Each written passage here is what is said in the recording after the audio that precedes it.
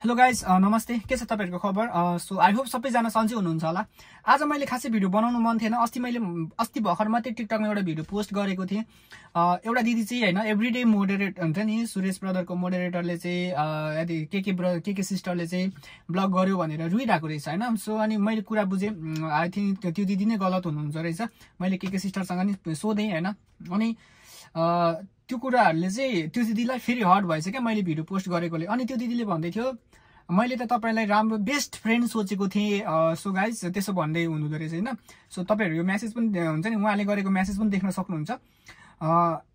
यदि first of all त म त्यो दिदीलाई चिन्दिन अनि बेस्ट फ्रेन्डको अर्थ दिदीलाई सायद थाहा छैन होला। म उसलाई जान्दिन, उसले पनि मलाई फर्स्टचोटि चिन्दैछ भने उसले मलाई बेस्ट फ्रेन्ड सम्झिन्छ अरे।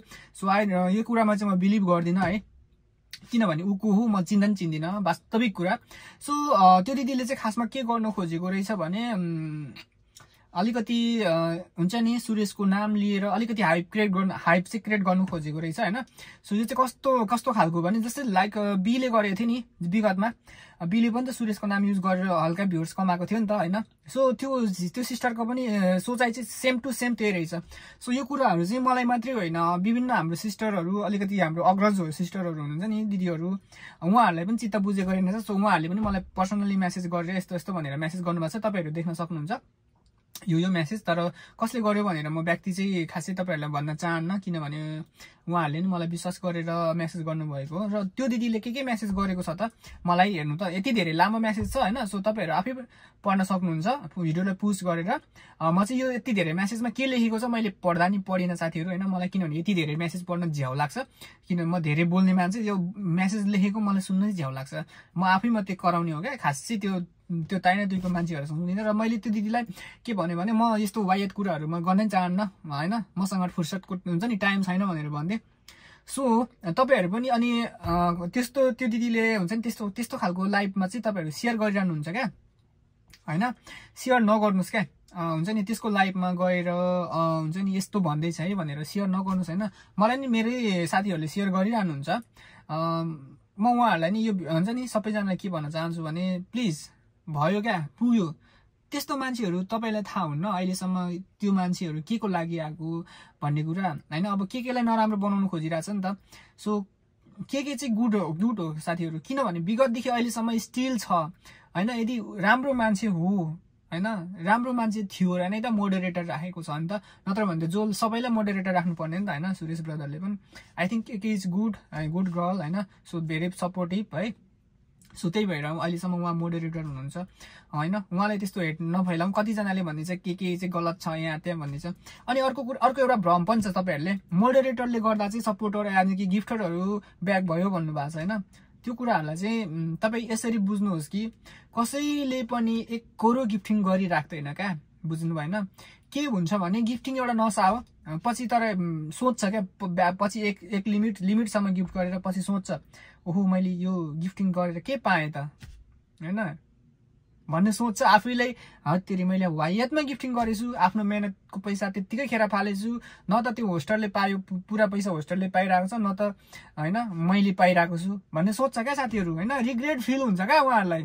होस्टरले पुरा पाएको भने त ल है सन्तुष्ट हुन्छ, सब टिकटकले खाइदिन्छ त्यस्तो सोच्छ। अनि एक त अनि अब फ्यामिलीमा प्रब्लम हुन्छ हैन। सदाबहार गिफ्टिङ गरिराख्ने पैसा हुँदैन, केही प्रब्लम हुन्छ हैन। अब सदाबहार कमाइ हुन्छ नि हरेक व्यापार बिजनेस गरेर गर्नुभएको हुन्छ छ भने सधैँभर बिजनेस नाफामा हुँदैन, कहिलेकाहीँ घाटा हुन्छ, त्यो अवस्थामा पनि ब्याक भएको हुन सक्छ।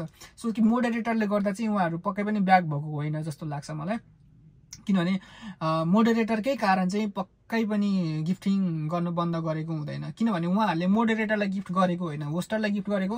होस्टरले जबसम्म कि उहाँहरुले नराम्रो भनेको छैन भने मोडरेटरको कारण चाहिँ गिफ्ट गर्दैन। मोडरेटरले गर्दा ब्याक भयो गिफ्ट गरेन भन्ने तपाईहरुको भ्रम चाहिँ हटाउनु होला। जबकि मोडरेटरले पैसा दिएको होइन, उहाँहरुले होस्टरलाई दिएको हैन। त्यही भएर चाहिँ यो कन्ट्रोभर्सी ल्याउने कामहरु हुन्छ नि नगर्नु होला। मोडरेटरले यस्तो गर्दैछ यहाँ गर्दैछ, मोडरेटरको कारणले सपोर्टर हट्दैछ त्यो होइन के साथीहरु। सदाबहार मान्छेलाई हुन्छ नि एउटै टेस्ट लिइरहनु मन लाग्दैन क्या, विभिन्न टेस्टहरु चाख्न मन लाग्छ। सदाबहार हुन्छ नि एउटै खालको हुन्छ नि कुराहरु मन पर्दैन क्या। समय अनुसार चेन्ज हुन्छ। सायद उहाँहरु जुन सपोर्टर हुनुहुन्थ्यो अहिले हट्नु भयो त्यो उहाँहरूले चाहेको सुरेश ब्रदरबाट नपाउन सकेको पनि हुनसक्छ। सुरेश ब्रदर अब हुन्छ नि एउटै खालको लेभलमा गइराखेकोले उहाँहरूलाई मन नपरेको हुनसक्छ। मोडरेटरको कारणले चाहिँ यो भयो त्यो भयो भनेर वाहियात कुराहरू कमेन्ट गर्नु, यस्तो कुदाउनु चाहिँ बन्द गर्नु होला। किनभने अब हामीले भयो कि अब हुन्छ नि मलाई नि अहिले पर्सनल्ली मेसेज भन्छ, म अहिले हुन्छ नि कसको भिडियो हालिरहन्छु, मलाई जे मन लाग्छ त्यो हालिरहन्छु। तर मैले कसैले नराम्रो भन्दिनँ। अब घरि बेबोको हालिरहन्छु, घरि डोनाको हालिरहन्छु होइन।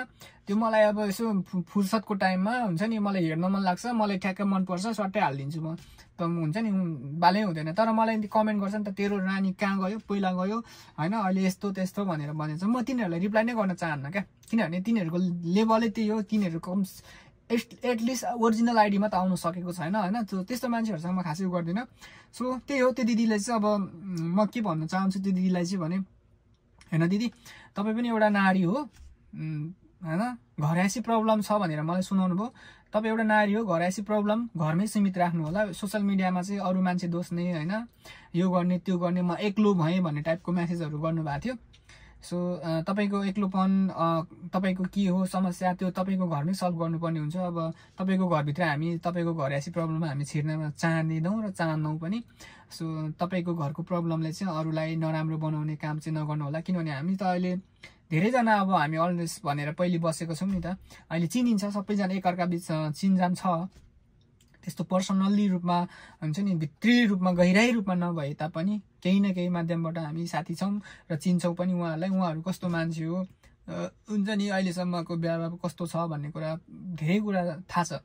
सो तपाईँले अब अहिले चाहिँ के रङ, यो रङ त्यो रङ भनेर त्यति जज गरेर दिन्छ नि, त्यो हामीलाई नराम्रो बनाउने काम, भड्काउने काम नगर्नु होला। तपाईँ जस्तो त बीले कति गरेको थियो होइन, बी जस्तो हुन्छ नि बीलाई सपोर्ट पनि गरेको थियो। तपाईँ पनि अब त्यही लेभलको सपोर्ट चाहिँ फेरि पनि बीलाई जस्तो गरेको थियो त्यही गर्छ मलाई भन्ने सोचले त्यो गर्दै हुनुहुन्छ भने तपाईँले चाहिँ होइन यस्तो भ्रम चाहिँ अब हटाइदिँदा हुन्छ। किनभने मान्छेले बुझिसक्यो यो चाहिँ यस्तो रहेछ है, यस्तोको लागि गरेको रहेछ है भन्ने कुरा सबै थाहा पाइसक्यो नि त। सो अब चाहिँ हुन्छ नि यो भिडियो चाहिँ अब बनाउँदिनँ, यस्तो पोस्ट गर्दिनँ भन्नुहुन्छ अरे क्या दिदीहरूको गुनासो। अब चाहिँ यो लास्ट हो, अब यसरी म लाइभ आउँदिनँ भन्नुहुन्छ अरे, फेरि त्यही काम गर्नुहुन्छ भनेर भन्दै हुनुहुन्थ्यो। सो यस्तो काम नगर्नु होला हेर्नु सिस्टर होइन। अब एक त तपाईँले मलाई बेस्ट फ्रेन्ड सम्झिनु हुँदो रहेछ, मैले तपाईँलाई बेस्ट फ्रेन्ड मान्न सक्दिनँ है, मैले दिदी नै भनिरहेको छु अझै पनि। किनभने म बेस्ट फ्रेन्ड भनेको तपाईँलाई अर्थै थाहा छैन। बेस्ट फ्रेन्ड कसरी बेस्ट, तपाईँले म चिन्दिनँ एक त। बेस्ट फ्रेन्डहरूबाट जोगिनुपर्छ फेरि होइन, गाह्रो हुन्छ बेस्ट फ्रेन्डहरू बनाउनु। सो आजलाई चाहिँ यति नै। सो मेरो कुरा के कस्तो लाग्यो होइन, अब बाँकी कुराहरू धेरै गर्नुपर्ने छ हाम्रो जस्तो सुरेश ब्रदरको कन्टेन्ट वाइज युट्युबमा भइराखेको कन्टेन्ट, अनि रेगुलरै भिडियोहरू नआउनु, अनि अडियन्सले चाहिँ फेरि हुन्छ नि कुरेर बसिराख्ने, अडियन्सहरूले जे चाहिरहेको छ उहाँबाट त्यो कुराहरू नपाइराखेको अवस्था पनि छ। सो यो कुराहरू पछि गरौँला। सो अहिलेलाई चाहिँ त्यही भन्नु आएको, उहाँले यस्तो हुन्छ नि रुए ब्रोडमा करायो भन्दैमा अब नसोच्नुहोस् कि के यसो नि मोडरेटरले सुरेशले गर्दा यस्तो भइरहेछ भने नसोच्नुहोस्। उहाँ आफै नै अलिकति हाइप क्रिएट गर्न चाहनुहुन्छ। सो त्यो कुराहरू बुझ्नु होला। हुन्छ नि सुरेशको नाम लिएर यो त्यो भन्दैमा सुरेशले नराम्रो गर्यो भन्ने बुझ्ने नै होइन साथीहरू। सुरेशको नाम बेचेर केही अडियन्स कमाउन चाहेको मात्रै हो। सो त्यति नै, बाँकी कुरा। तर अर्को कुरा चाहिँ तपाईँहरूसँग एउटा मेरो विशेष गुनासो चाहिँ हाम्रो मान्छेहरू हुन्छ नि कहिले पनि सपोर्टिभ भएन। म एटलिस्ट युट्युबमा नेक्स्ट लेभलै जान चाहन्थेँ क्या, अल रेसको विषयमा होस् या कन्टेन्ट वाइज जान चाहन्थेँ। तर तपाईँहरूले खै खासै सपोर्टै देखाउनु भएन क्या। विगतमा मैले अब त्यस्तो कन्ट्रोभर्सी हुँदा नि यो फेस मैले हुन्छ नि नदेखाइकन नि बनाउन सक्थेँ नि त। तर होइन, मैले सपोर्ट गर्नुपर्छ है। मैले चाहिँ किनभने मैले पहिल्यैदेखि उहाँलाई हुन्छ नि उहाँको गाना सुनिरहेको, राम्रो मान्छे हो, उहाँको भोइस एकदम राम्रो छ, यस्तो भनिरहँदाखेरि सपोर्ट गर्नुपर्छ भनेर आएको। तर तपाईँले खासै मलाई पनि खासै सपोर्ट गर्नुभयो जस्तो लागेन। तपाईँहरू चाहिँ अधिकांश चाहिँ रेकर्ड गर्ने हालिदिनु त्यतैतिर व्यस्त हुनुहुन्छ क्या। तर म चाहिँ उहाँहरूको कन्टेन्ट वाइज पनि एकदम बबाल तरिकाले जाउँ भन्ने सोचेको थियो। सो अहिलेसम्म चाहिँ त्यस्तो भएन, किनभने मेहनत गरिन्छ, मेहनत गरेपछि आफूलाई पनि केही न केही त सोचिन्छ क्या, एटलिस्ट सब्सक्राइबर चाहिँ बढोस् है भन्ने हुन्छ, त्यो पनि छैन।